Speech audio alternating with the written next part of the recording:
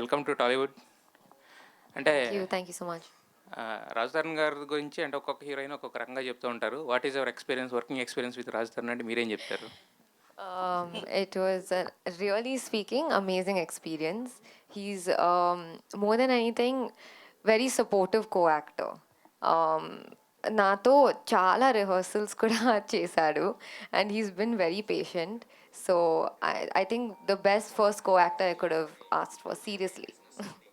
రాజ్ తరుణ్ గారు, సో అంటే 1 hour నుంచి మిమ్మల్ని అబ్జర్వ్ చేస్తే అర్థమైంది ఏంటంటే కాంట్రవర్సీ నుంచి పూర్తిగా బయటకు వచ్చినట్లు అనిపిస్తున్నారు. థ్యాంక్ యూ అండి, మీరే మళ్ళీ వెనక్కి పట్టుకెళ్ళద్దు. సో ఎట్లున్నారు? ఐఎమ్ గుడ్ అండి, I'm good. I'm actually excited for September 7th.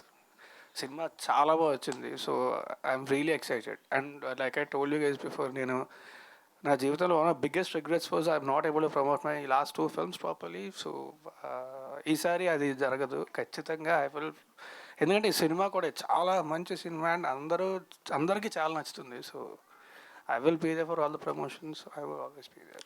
కానీ మీ డ్రెస్సింగ్ గురించి అయితే అడగాలనిపిస్తుంది. లాస్ట్ ప్రెస్ మీట్ లో కూడా ఇట్లే వచ్చారు. ఏదైనా మాల ఇది ఏంటి అసలు? లేదండి, ఈజీ అని అంతే అంతే. యాక్చువల్లీ అంటే ఇప్పుడు లేదంటే ఇప్పుడు ఈ కలర్ వేసుకోవాలి, ఆ కలర్ వేసుకోవాలి, ప్రశాంతంగా పంచే చొక్క ఈజీ ఉంటుంది. లేకపోతే చూస్ చేసుకొని లేకపోతే ఈ డిజైనర్ అనో ఇబ్రాని ఎందుకు మనకి కొంచెం బద్దగా అంతే, అంతకంటే ఇంకా. బట్ నాకు ఇచ్చే ఇష్టం కూడా. అంటే ఈ కాంట్రవర్సీ డైలీ సీరియల్ లాగా సాగి ఒక్కటేసారి స్టాప్ అయింది. ఏం చేశారండి? నేనేమీ చేయలేదండి. నేను నా పని నేను చేసుకుంటున్నాను.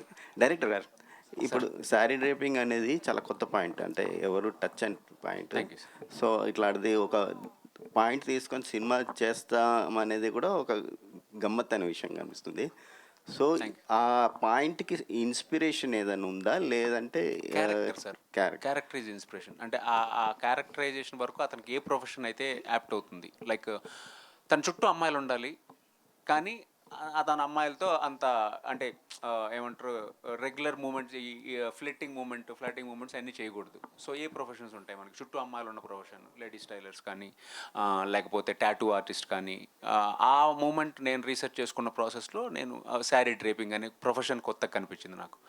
సో క్యారెక్టర్ వైజ్ నుంచి వచ్చిన ప్రొఫెషన్ సార్ అది. అంటే రాజ్ తరుణ్నే ఎందుకు ఆలోచించారు ఈ క్యారెక్టర్కి? ఇంకెవరికైనా చెప్పారా? ఎవరికి చెప్పలేదు sir, first and last choice. అంటే రాజ్ తరుణ్నే ఎందుకు చూస్ చేసుకున్నారు? భలే ఉంటాడు కదా సార్. రాజ్ తరుణ్ బాగా చెప్పాడు కదా. ఇది అంటే మామూలుగా ఒక 20 మంది విలన్లను కొట్టడం అదే చాలా ఈజీగా ఉంటుంది. రొమాన్స్ చేయడం, పాటలు పాడడం హీరోయిన్. సో ఒక 0.5 క్యారెక్టర్ బిహేవియర్ ఉన్న క్యారెక్టర్ని చేయడానికి ముందు ఏదన్నా వేరే యాక్టర్ల రెఫరెన్స్ ఏమన్నా తీసుకున్నారా? అంటే కాన్షియస్గా రెఫరెన్స్ అని తీసుకోలేదండి, బట్ సబ్కాన్షియస్గా అయితే మనం ఇంతకుముందు చూసి ఉంటాయి కదా, అంతే తప్ప కాన్షియస్గా రెఫరెన్స్ అని తీసుకోలేదు. కానీ to be honest I completely followed my director because like I told he's an amazing actor. So ఆయన ప్రతి ఎక్స్ప్రెషన్ కూడా పెట్టి చూపించగలడు. ఆయన చేసిన దాంట్లో 50% చేసిన సరిపోద్ది. సో చాలా వరకు I followed him only. Manisha, so hi, myself Himamalini, welcome to Tollywood. చాలా బాగుంది స్క్రీన్ ప్రెజెన్స్. మీరు చూస్తుంటే కేజీఎఫ్ హీరోయిన్ శ్రీనిధి శెట్టిలా కనబడుతున్నారు. Is there any similarities? అంటే చూసిన తర్వాత ఎందులో అన్న యాక్ట్ చేశారా అని సెర్చ్ చేస్తే but you look very familiar to her.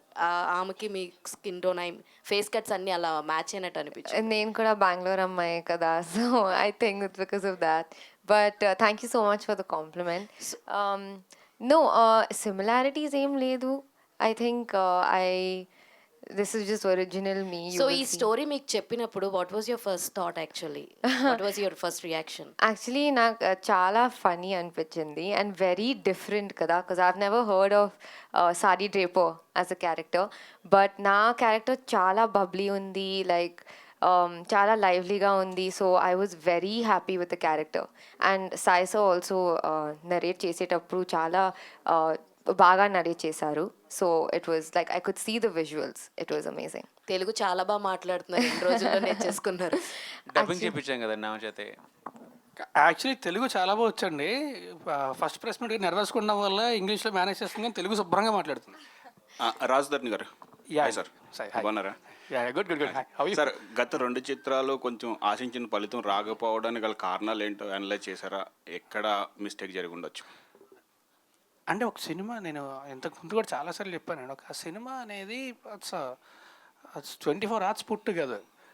So ఎక్కడ అండ్ ఆల్సో పురుషోత్తముడికి యాక్చువల్లీ బాగా రెస్పాన్స్ వచ్చిందండి. తిరుగుబాటు స్వామి అనుకున్నంత రెస్పాన్స్ రాలేదు. బట్ అంటే ఎక్కడ పొరపాటు జరిగింది అనేది ఆలోచించుకొని ఒక్కసారి జరిగిన పొరపాటు మళ్ళీ జరగకుండా చూసుకోవడం మన బాధ్యత, నా బాధ్యత అది. అంటే పురుషోత్తముడు హైయెస్ట్ బడ్జెట్ ఫిల్మ్ మీకు, మీ అండ్ సినిమాకి మంచి రెస్పాన్స్ వచ్చింది కదండి. సో మంచి రెస్పాన్స్ వచ్చింది. బట్ నేను ఇందాక చెప్పినట్టు నా my biggest regret is that I was not able to promote those films. So నేను ప్రమోట్ చేయలేకపోయినా సినిమాల్ని. సో అది జీవితంలో మళ్ళీ ఇంకెప్పుడు జరగకుండా చూసుకుంటాను.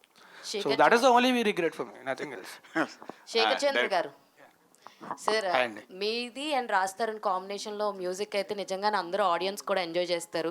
సినిమా చూపిస్తే మామ కానీ, పిల్లి కల్ల పాప సాంగ్ కానీ మీరు చెప్పారు, లైక్ ఒక సాంగ్ అన్నది వేరే మూవీలోకి వాడాల్సింది దాన్ని కొంచెం చేంజ్ చేసి పిల్లి కల్ల పాప అన్న సాంగ్ యూజ్ చేసామన్నారు కదా. అప్పుడు అంటే వేరే Yeah, కంపోజ్ వే- చేస్తుంటే అది compose ఏమైందంటే అండి, అనుకోకుండా ఆ వర్క్ చేస్తుంటే రాజ్ భయ్య మా స్టూడియోకి వచ్చారనమాట. వచ్చి నేను క్యాజువల్గా వెయిట్ చేసిన, తను ఆ లాస్ట్లో ఏం విన్నాడో తెలియదు. 1 సెకండ్ 2 సెకండ్లే తను విన్నది. రాజ్ భయ్యను త్రినాథ్ గారు డైరెక్టర్ ఇద్దరు వచ్చారనమాట.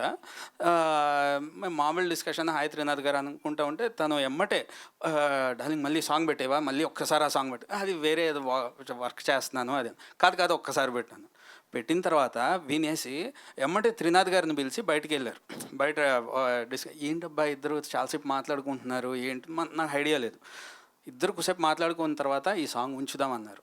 ఈ సాంగ్ ఉంచడం కాదు సార్, వేరే సినిమాది ఇదే అనుకుంటున్నాను, వాళ్ళకి అసలు వినిపించలేదు, వాళ్ళకి వాళ్ళ ఈవినింగ్ వినిపించాలి ఇది అన్న.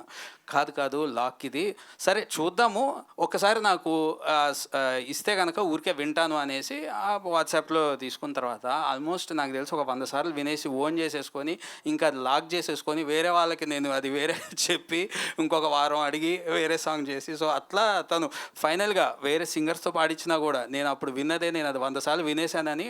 ఆడియో రిలీజ్ ముందు రోజు నేను బయటికి వెళ్ళి ఒక షర్ట్ కొనుక్కుందామని వెళ్తే ఆ సాంగ్ వేరే వాళ్ళతో వస్తుంది ఏంటి, అర్జెంట్కి ఇప్పుడు స్టూడియోకి వెళ్ళి అర్జెంట్గా పాడేసేయాలి, నీది సూపర్ ఉంది వాయిస్ అని వెళ్ళి మళ్ళీ పాడి నెక్స్ట్ రోజు అనమాట. అయితే ఇందాక అన్నారు కదా నాతోటే నెక్స్ట్ ప్రాజెక్ట్స్ ఉన్నాయి, పాటలు చూసుకొని చెయ్యి, దీనికి పెట్టొద్దని అన్నారు కదా. మరి ఈ సినిమాలో ఆడవాళ్ళకి ఆమడ దూరం దీనికే చేసిన సాంగ్ వేరే దానికి ఏదైనా చేసి దీనికే క్లారిటీగా ఉంది కదండి, చీరల బేరం అన్నాంగా.